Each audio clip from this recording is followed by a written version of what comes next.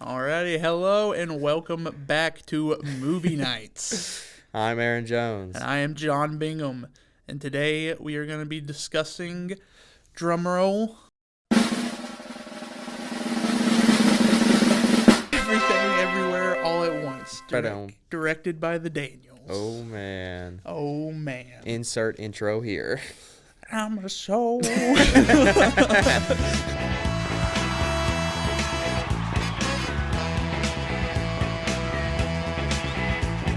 Okay. What can you tell me about it, John? Let's not get into spoilers yet. Overall, just the movie. Well, real quick, I want to get your opinion on it. This is a big movie. It is a big movie. This is a giant. There's a lot of stuff to cover. There's a lot. Heavy hitter right here. Oh yeah. I'll go ahead and rank it. Best movie ever. I'll go ahead and say. Oh yeah, up there for me too. Best movie ever. It was. I really enjoy it. So is that it? We done? Oh yeah. Podcast over. Roll credits. Best movie ever. Okay. I loved it. Oh my gosh. At first, I was so confused, but like, I really got into it. I think that was the point. Like, was to be confused. Like they didn't need to explain everything fully, and I still easily comprehended everything. Like you said, there's just so much going on, and it's everything. Everywhere and all at once. It's all happening but at also once. Nothing and nowhere and not at one singular moment. Exactly. Has that polar opposite to it. But no, I don't know. This movie, it's kind of hard to talk about just because there's so much. There's so much.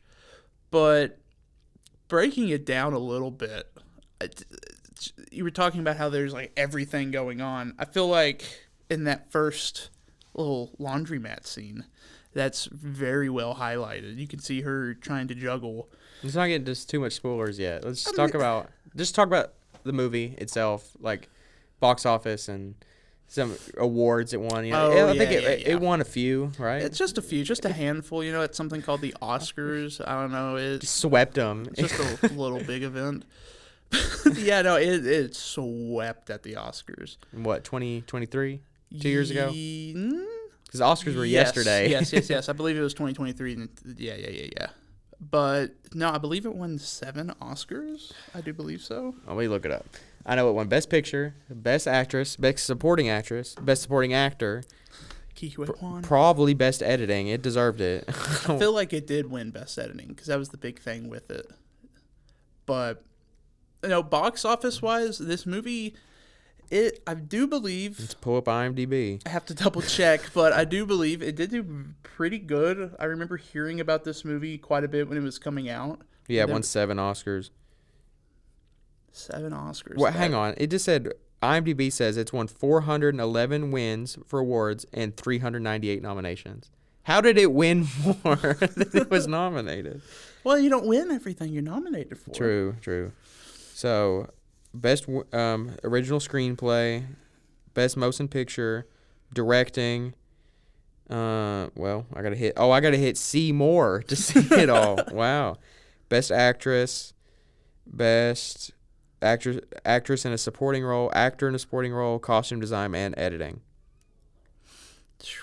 It got like 95% of the big ones. Yeah. Like all the heavy hitting awards. It didn't have best actor, but the main person wasn't an actor, it was an actress. So Exactly.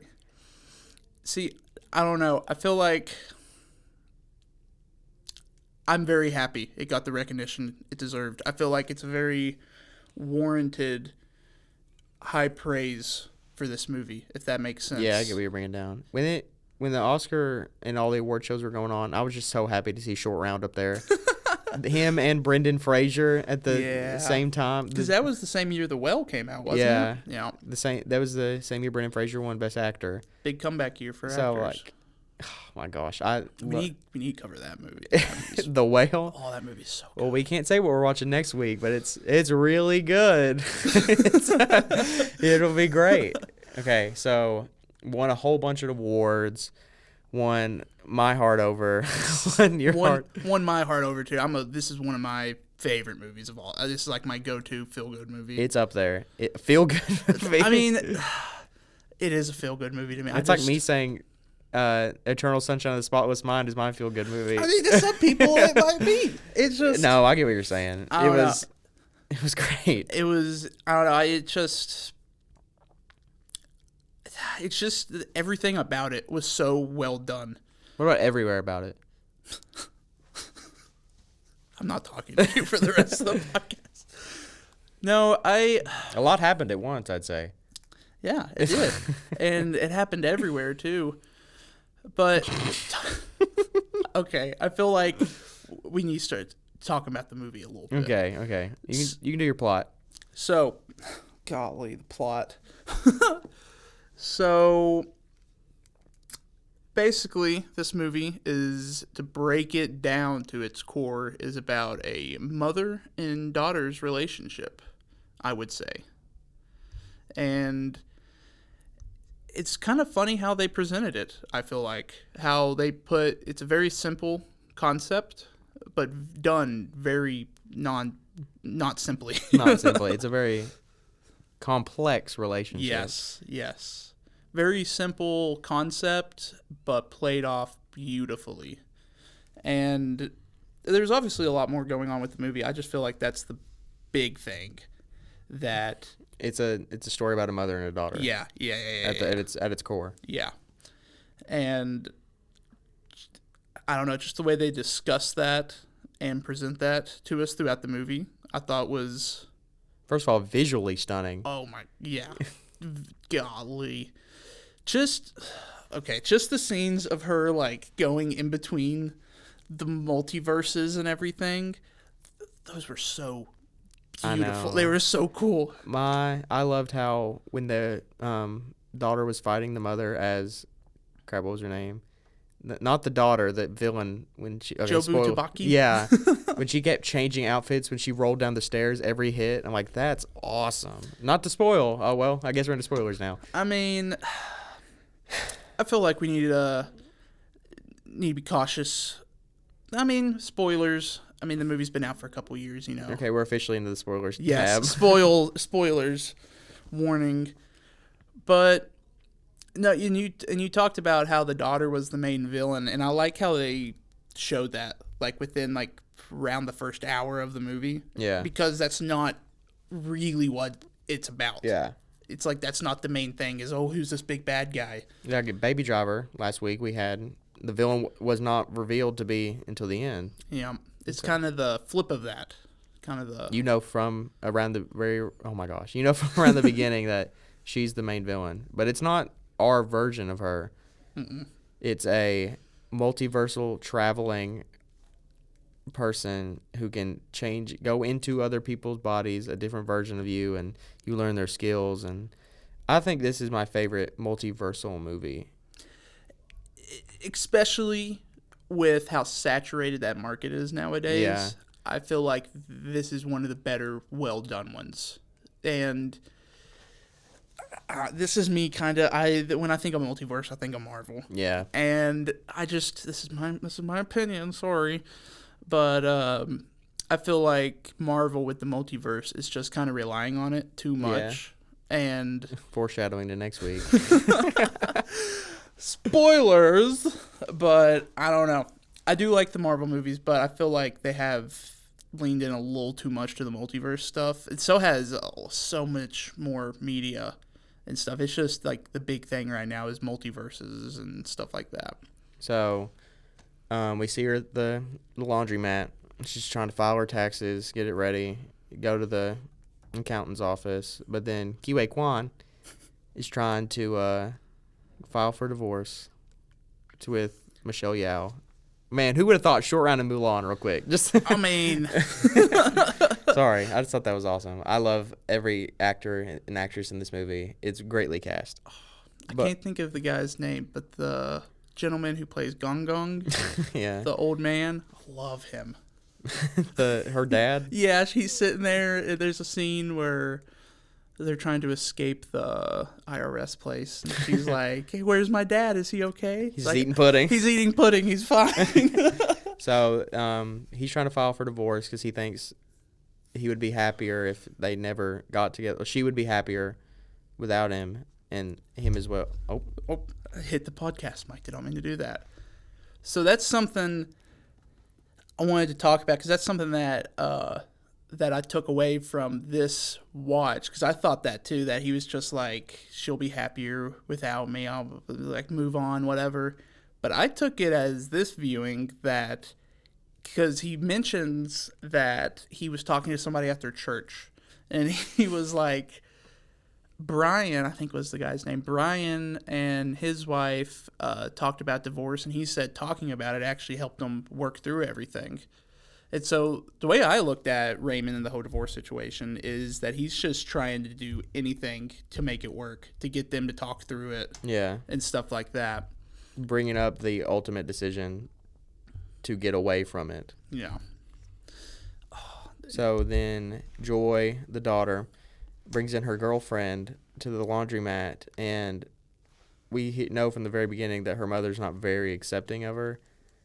As she talks about this, she hates tattoos. She got a tattoo, and then Evelyn, Michelle Yao, just says it's because of her dad, but I really think she wasn't accepting of it from the beginning. Yeah, and their relationship, it's kind of, it's very complicated. Yeah, she's trying not to get her daughter to be like her. Yeah.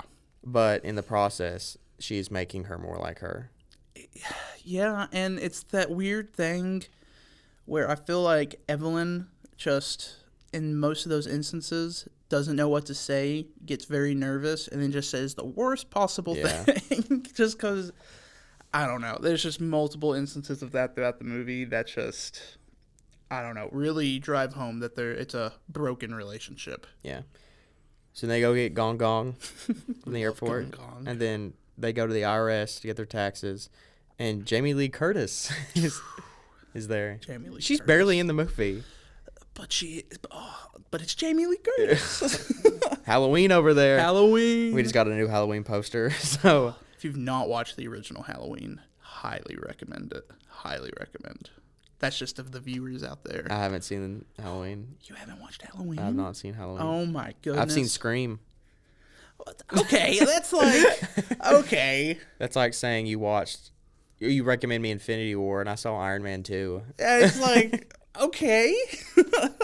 But they go to the IRS, and Wayman's body is taken over by the alpha version of Raymond. Alpha Waymond. Alpha Waymond. And I love how his name is Waymond. Every time I say it, I think I'm saying Raymond, but with a baby voice. Waymond. See, the first time I watched it, I thought it was just their accent that was making it Waymond. But then I watched it with subtitles this last time, and no, it's W-A-Y-M-O-N-D.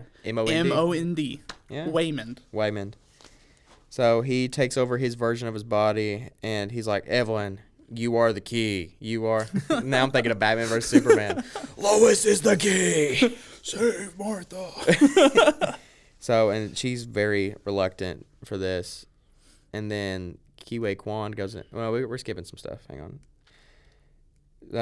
Talking about the multiverse, new alternate universes, and Alpha Evelyn developed the concept of the jumping points to the multiverse. So what did you think about how they explain that? About how they explain the multiverse travel and all that? Like how the movie... How they have to find a jump point. Mm-hmm. At first I was really confused. Yep.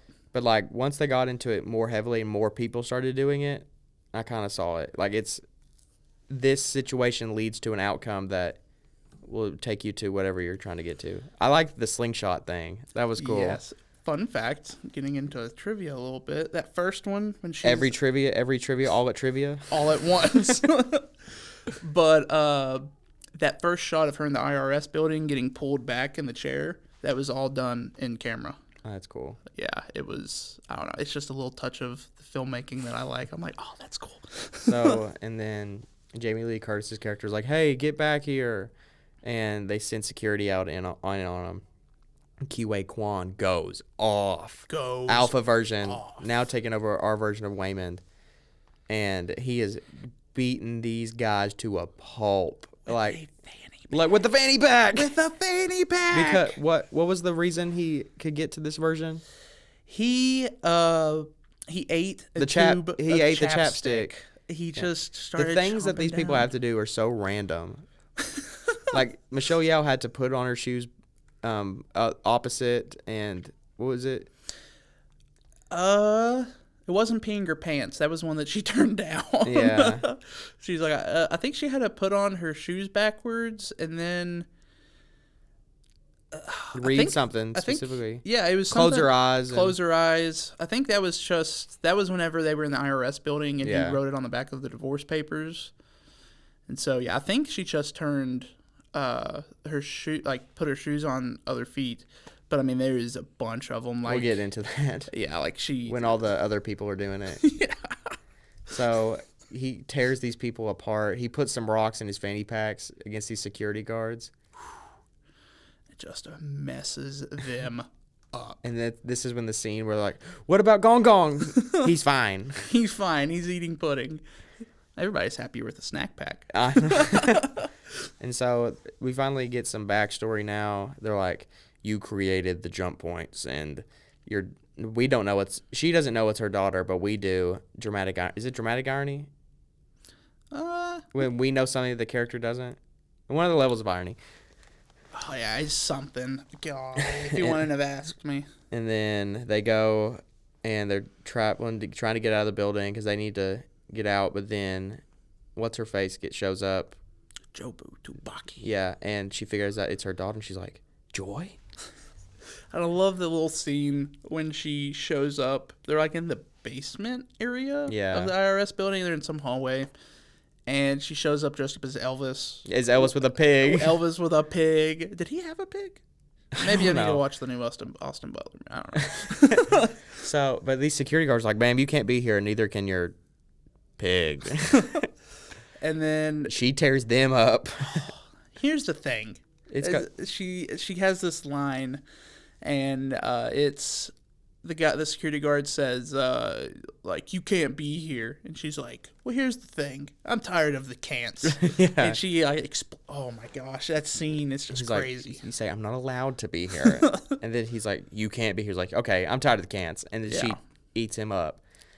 And every time we see her, like, it cuts away to a different thing. She's in a different outfit, utilizing different skills of different versions of her in the multiverse. Her outfits, I'm just going to say, they killed. They killed. Every outfit she changed into, I was like... They're all very colorful. Okay. They're all very vibrant, different. I like it. It's like it's everywhere. Everything. Everything everywhere, all at once. I'll put up a graphic. And then, so she knocks out QA Kwan, Waymond, and then Michelle Yeoh, Evelyn, is like trying to do the jump for the first time by herself, not have any guidance. And she's like trying to find some random thing, and she finds a version where it's a hot dog, and her fingers are hot dogs. And we see everybody in the entire movie with fingers for hot dogs. Oh, I'd see. And she's just attacking like... There's, especially in that scene, it's just... Looking at that, it just highlights really the entire... There's just, like, such small details. Yeah. Like, there's the scene... They redid the scene from 2001: A Space Odyssey with the apes. Yeah, where they're killing them, and they kill the last person with real fingers, and the hot dog people are the... Yep. But, even that music that they played there, it was the... 2001: A Space Odyssey? Yeah. It has a name. I can't think boom, of it. Boom, boom, boom, exactly. Boom, boom, boom. But if you listen to it and Everything Everywhere, it sounds horrible because they're playing it with hot dog fingers. Yeah, it's great. It's just... I love the sound effects because Joy takes on a cartoon version of herself, like Looney Tunes, and they have cartoon sound effects in the back, like...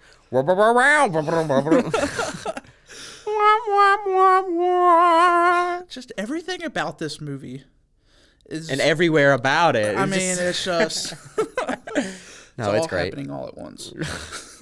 And so she's stuck in this hot dog version of herself, and she's with Jamie Lee Curtis now. They're a couple. Oh yeah. In this multiverse, and so she punches Jamie Lee Curtis with her hot dog fingers. I wonder if she was able to get any power behind that. You know? Well, they never close their hands. Like, even if it's like this, it'd still be like... That could be a mean slap. Like...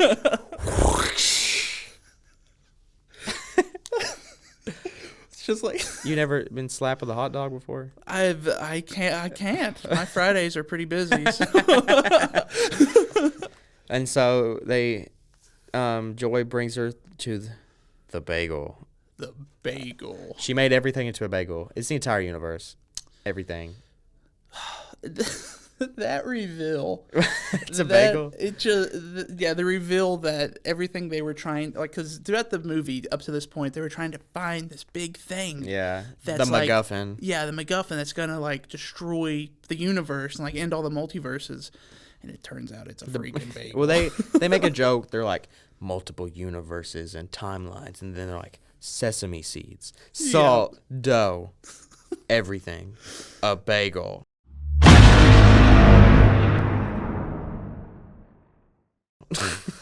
Gosh, and she's like, "Do you know what happens when you actually put everything on a bagel?" When I kept seeing the bagel, I kept thinking of Knives Out. Like, it's a hole inside a hole. Yeah, it's a donut. We gotta find something to plug the hole. But then we go through a bunch of different other universes because she's trying to escape from, crap, what's her name again? Not Joy. Jobu Tupaki. Jobu Tupaki. That's another thing. Evelyn can never say her name in the movie. I can't either. She says Jobu Tubali, and she just comes up with all these different names. Yeah. And so she escapes, and now she's in this office room and with Kiwi Kwan, and the real Joy banging on the door, like, I need help, I need in. And then she's like, no, don't do it. And he's like, what are you talking? I'm not doing that. And I love, real quick, you're talking about that, because there is a difference in the way Alpha Raymond and Prime Raymond talk. And I discovered it's just Prime Raymond is up 2 octaves.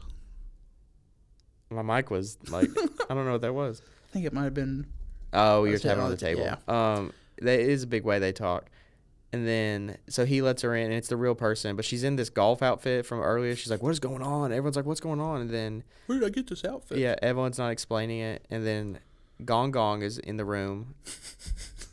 With his coffee machine powered wheelchair. Yeah, his coffee machine powered wheelchair. And then he calls over, everyone's like, do it, kill her. And hands her a box cutter. He's like, and then she's about to do it. And she just cuts the tape up that was holding down. Crap, what is it? Jobu Tupaki. Jobu Tupaki. And she does it. And then Gong Gong pulls a Glock out out of nowhere. He's freaking strapped. In his coffee-powered wheelchair. And she gets in front of us like, no, don't do it. She starts doing the... Yeah. She goes to a universe where... I guess they speak bird? Yeah. I don't know. And she starts speaking to it, but like a bird language. Oh, we forgot the divorce papers. So they talk about the divorce papers a little bit, and then she goes into a universe where they never met because she needed to learn kung fu to fight Jobu Tubaki. Tabachi? Jobu Tubaki. Jobu Tubaki. Okay. And so in this universe, she learns kung fu, and the whole decision making is she didn't want to go to America with Waymond. She decided not to go with him. She became a famous actress, and I thought it was funny when they were showing clips of her being famous. They just had real world pictures, and you can see Crazy Rich Asians in the background. Hey, maybe in a multiverse, Michelle Yeoh is Michelle Yeoh. I thought that was funny, and so she does a bunch of different things, like. They have what's his face? Gong Gong has snot dripping out of his nose, and she wipes it off and puts it in his mouth, and he transfers into a different version, and then she rubs hand sanitizer in her eyes, and she transfers to a different version, and she sees the person's boss, whoever's office this is, has a secret sex cave in the background behind a painting. And there's a button under the desk, and that's how they escape. Fun fact, the guy that came out of the room, that was one of the directors. That was one of the Daniels. That's funny. And so they hide in there, but then Gong Gong's alpha version in the other multiverse is like, everyone that can jump, and all these random people like everybody started. Yeah. The woman with the dog from the beginning of the movie, the random woman. Yeah. She shows up. We'll get to the fight with the dog. We'll get that in a minute. But like a riot shield guy, a woman who's jogging, some dude with rebarb. It's just like so many people. Completely random. And so they come into the office and they were locked in the painting room, and they start to use like tear gas or something to knock him out or kill him. Yeah. And she's like, I'm going to jump into another universe. No, she just goes out and starts kung fu fighting. And then while doing all this, transfers into different universes to gain new skills. Like she transfers one where she's a pizza flipper sign person. And so she can take the shield and flip it around people and break it all. But all these people that are transferring universes, this is what I was talking about. They all have to do random things. Like someone has to go hump a plant, has to take pictures of their butt on a printer, has to do a whole bunch of just random Ave Maria. Just has to start singing that. Like, it's so random. And gosh, when she's explaining all this to Wayman and Joy, she makes a ratatouille joke, but thinks it's a raccoon. Raccoon. And we see it later. There's a multiverse where someone has a raccoon on their head controlling them. I think I told you about that before. Yeah. I was like, look out for Raccoon. You did tell me about that. That's jumping ahead. But she fights all these people, and they escape the room, and they go out back into the main office area. And guy with rebarb is fighting him, and Michelle Yeoh learns Pinky Kung Fu. Pinky Kung Fu. And she is able to knock him out really easily. And then Gong Gong's alpha version is like, I hope I need no, he tells the guy with the rebar, is like, you need to find something to jump point. This is what you have to do. And it's a trophy that someone got as a joke for them at the office. And it has a butt plug on it. And he has to jump on it. That's how he accesses his powers. And not just jumps on it. No, but we got to get there. There's the other guy. Ooh. So he's trying to get up his butt, and Evelyn's trying to stop him, and then she knocks him out by what did they do? Oh, if they whisper in his ear, he'll start blow air up his nose. He'll start convulsing. Yeah. And then one of the other people that was knocked out earlier comes in, pants off, full on jumps up. It's cinematic. It's slowed down. Absolute cinema. And then just and jumps right on it. Oh my gosh. I remember. So I watched that movie in theaters. And then when it came out on DVD, I bought it on 4K. And I wanted to show it to my parents. I was like, this is a great movie. I think they'll love it.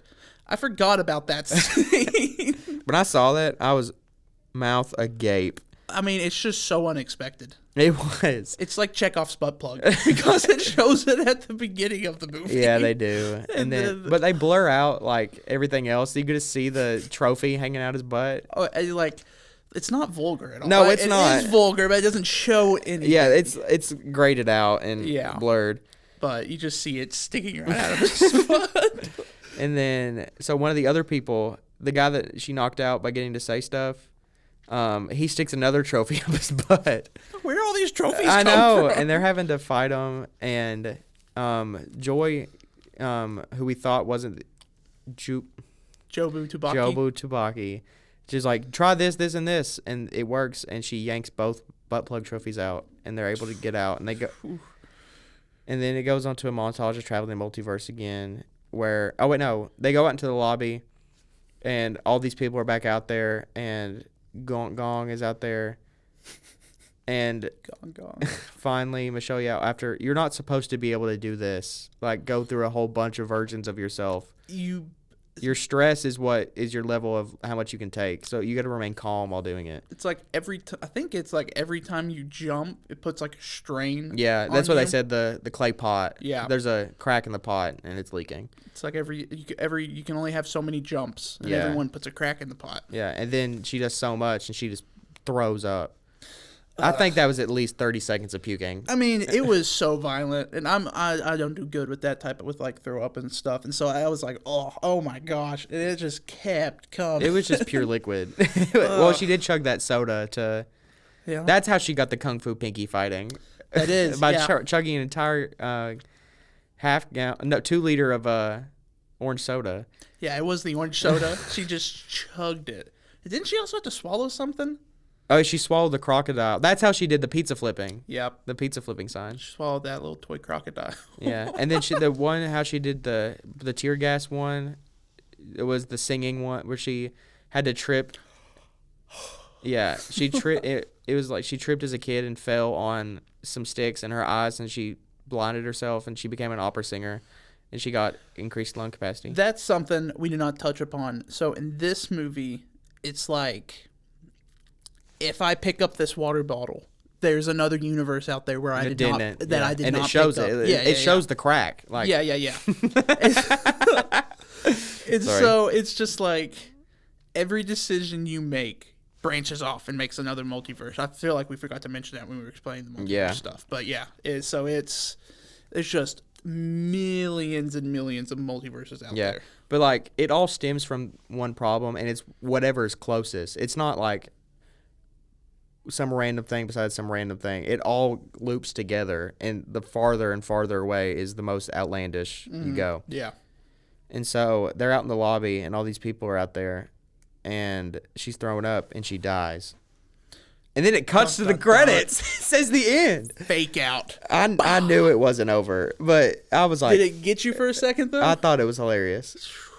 I'm gonna edit this out. But at the beginning when I said, okay, that's it, I'm gonna roll the credits. So, but it did fake me out. Not a little bit. I knew it wasn't. I was like, there's got to be more. But I thought it was hilarious. See, I'm kind of spoiled where I watched it in the theaters, but it got everybody in the theater. People start getting up. Somebody just screamed out, "What?"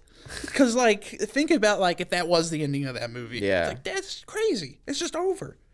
And that was before we got that next title sequence where it was part 2 everywhere. Yeah, and so it very well could have been that first thing, and I don't know. It was just very well played off. Well, the universe where she became famous, kung fu fighter actress, it zooms out. It was one of her movies, and everyone there was watching it.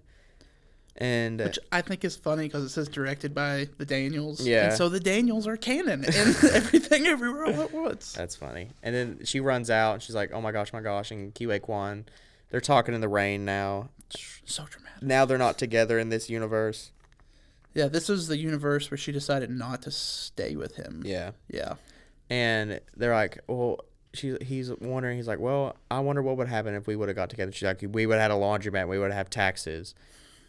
And then it starts cutting to other universes where she's trying to get back, and it has one of a Chinese New Year.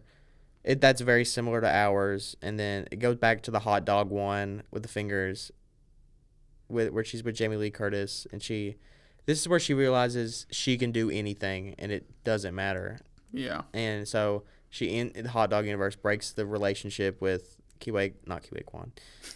relationship with Jamie Lee Curtis, and in Chinese New Year, she gets drunk and ruins the party and doesn't go in and pay the taxes, and the IRS comes and tries to take her and breaks the window. A whole bunch, just does whatever she wants. And then she gets back to the main one, and she stabs Kiwi Kwan. Yep. With a glass shard. It's just so sad. And then the look on his face. Apologize, had a cough. The look on his face after she stabs him is just it kills me. It's pure shock. It's just he is heartbroken. And why do you think she stabbed him? I don't know. I think it's because she realized she could do anything. Nothing matters. And then she starts to she goes to a universe where she's a rock. I thought that was hilarious. I thought that was awesome. It's just a rock. And this is all we do.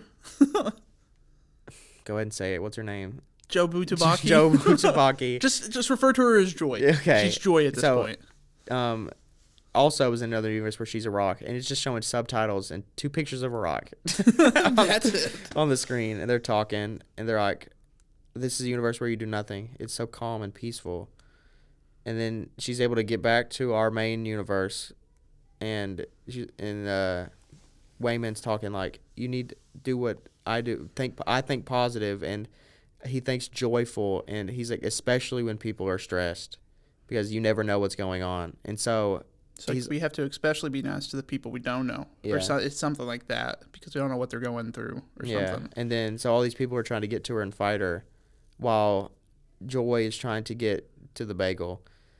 And she's going up and stopping all these people, but with kindness, and jumping them into realities that fixes their problems. Like, one of them has a bad back and neck area, and she pops it and cracks it, and he's fine. And then one of them, Rakakuni, is like a Ratatouille. Oh, also in the Rakakuni thing, when she's messing up with everything, she reveals that there is Rakakuni. She snitches on him. Yeah, and she gets it to go. What's it called? She sends him to animal control. Yep. And so the Rakakuni guy, they're like, "Come on, let's go get Rakakuni back." And she gets on top of his shoulders and starts controlling him. And then what else happens? I loved when they were cartoons and like the drawings. Yeah. Like infinite universes. And it was flashing by her face, and she was a man for a little bit and had different haircuts, and it's just beautiful editing. It's just, we'll get into it more with the trivia, but the editing in that movie was fantastic. And after you learn a little bit more about it, it's just like, in my opinion, even more interesting. And she just does a whole bunch of kindness to get these people to go by. And then she gets to Joy, and it cuts to the Chinese New Year universe. And she's arrested, Evelyn, and she sees Wayman talking to the IRS Jamie Lee Curtis woman.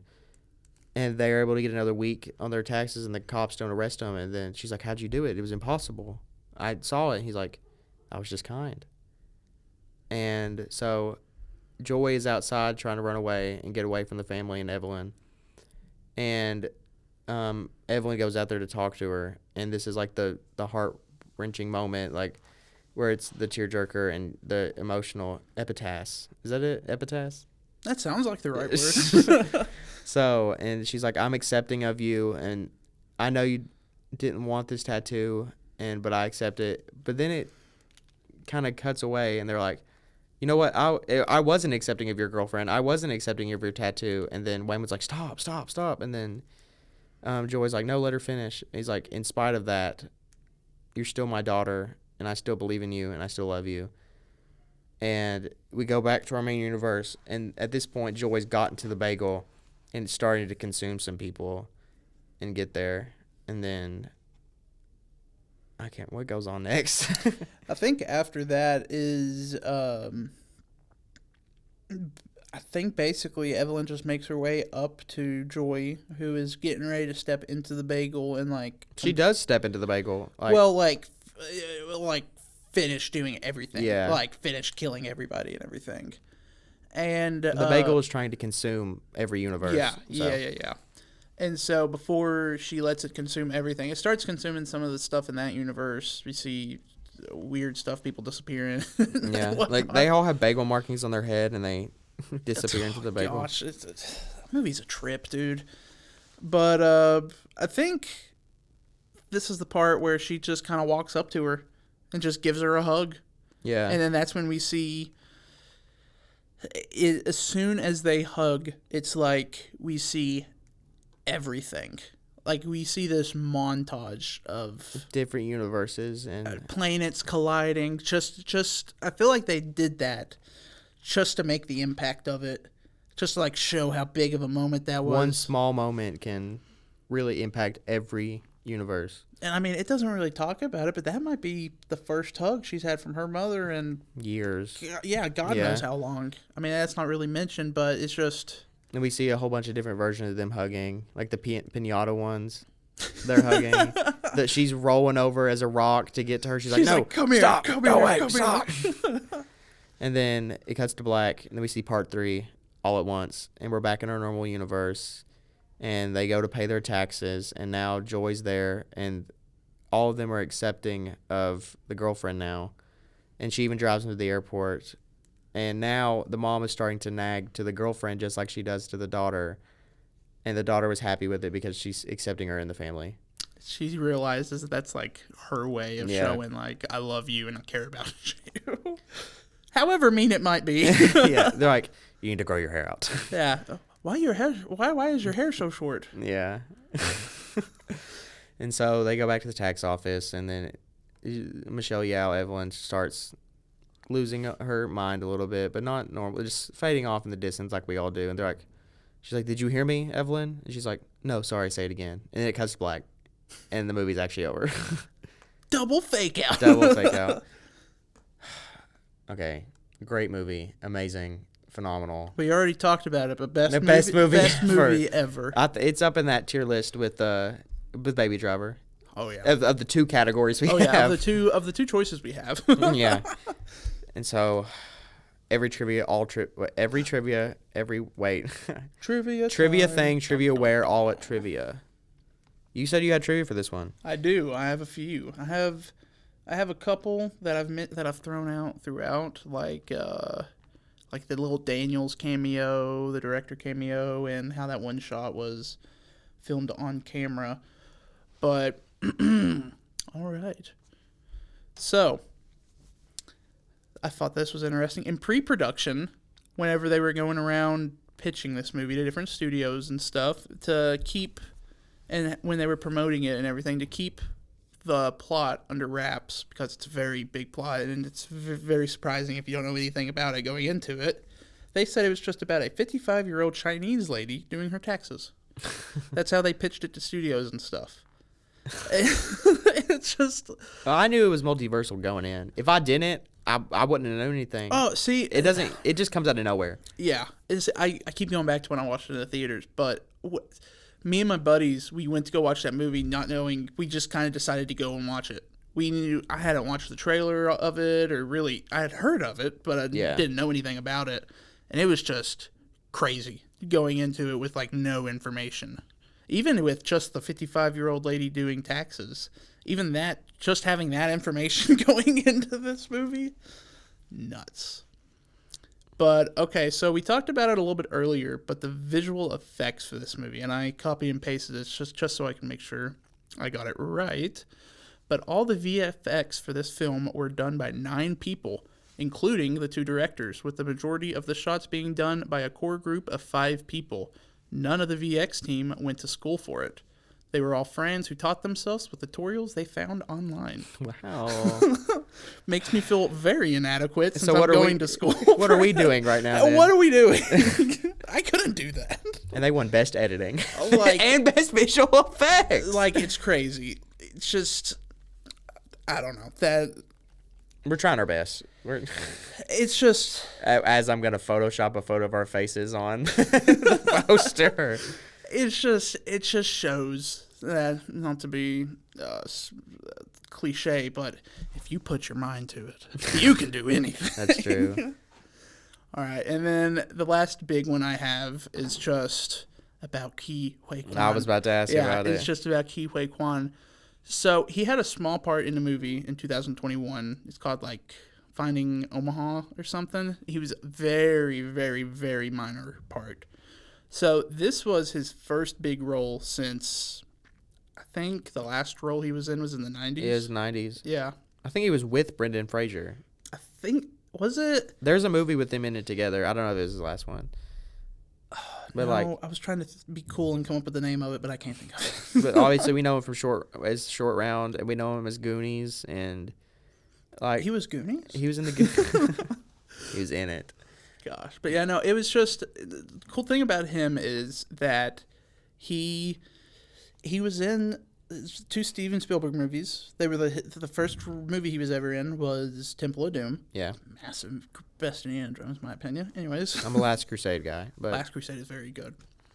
And then he decided, I don't really want to do this.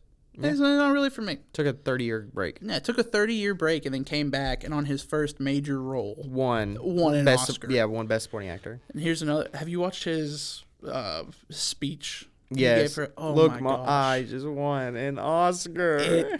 It brings tears to my eye. I don't know. Pure hope core. It really is. And I grew up watching the movies he was in, and I loved him when I was a kid. And just being able to see him come back. When that happened, I was talking to my mom. She was so happy that Short Round won an Oscar. And then I love Brendan Fraser because I love Looney Tunes back in action. So I was happy he won that year. Not that it has to do anything with this movie, but it just won so many awards. And usually at the Oscars we see these big sweeps, and I think this really deserved it. I think this was one of the sweeps that earned it. Yeah. I think Oppenheimer deserved it. I loved Oppenheimer. Oppenheimer was. Listen, I don't know anything about Nora. I haven't seen it. I don't know either. I think I texted you last night. Yeah. I was like, I don't know about it. We were texting each other our Oscar predictions, and we got like none of them right. Gosh. I got Adrian Brody right. See, I thought he would probably get it. I've not watched The Brutalist, but The Brutalist? The Brutalist, however you pronounce it. But I've heard it's very good. I've just not watched it, but I'm a big Adrian Brody fan. Like The Pianist? That movie is. You like the so Lakers sad. show where he plays NBA coach Pat Riley for the LA Lakers? My favorite role by him is in the Peter Jackson King Kong movie. Oh my God, what a great film. Got Jack Black, got Adrian Brody, dude. Didn't that come out 2004? I think so. What a great. And you know that movie took like 3 years for them to film it? Yeah. Why? He did this. Did he work on this during Lord of the Rings?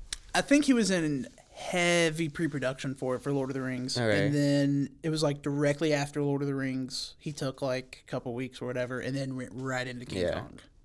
That's epic. It's just... You mean heavy post-production? You said heavy pre-production. Well, heavy pre-production for King Kong while he was doing Lord of the Rings. So is that everything? I think that's we covered everything everywhere all at once? I do believe so. If you guys have not checked it out, I would recommend it. It's on Max. It's on Max. It's on Max, or you can buy a copy of it off Amazon. Physical media is very important. And so our next movie...